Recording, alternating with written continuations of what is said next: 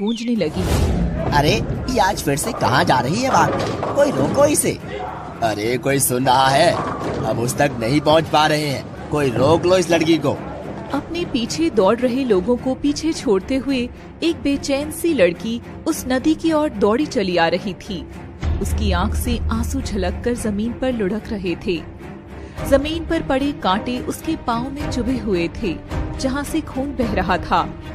मगर फिर भी उसके पाँव रुके नहीं और वह दौड़ते हुए नदी की ओर बढ़ती चली जा रही थी, जैसे उसने कुछ जुनून सा ठाना हुआ था।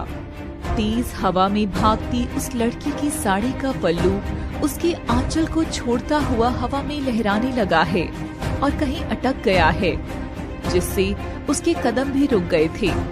वह पलटकर जैसे ही अपना पल्लू वापस लेने को मुड़ती है, देखती है कि उसकी साड़ी ने उसके ठीक पीछे खड़े लड़के के चेहरे को पूरी तरह से ढक लिया था।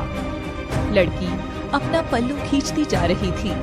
लड़का ये देख जरा सा मुस्कुराता है। उसे सिवाय लड़की की आंखों के कुछ भी नजर नहीं आ रहा था।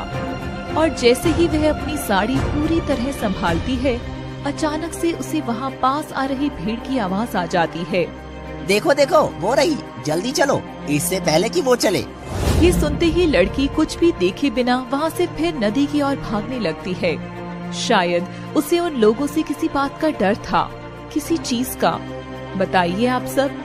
मगर लड़की और तेज भागते भागते सीधे जाकर नदी में कूद गई। वहाँ खड़ा लड़का ये देख एकदम हैरान हो गया था। तभी गांव वाले आकर उस लड़के को बोलते हैं, कैसे पागल इंसान हो तुम, वो तुम्हारे सामने खड़ी थी और तुमने उस बेचारी को बचाया भी नहीं। अब कुछ करो।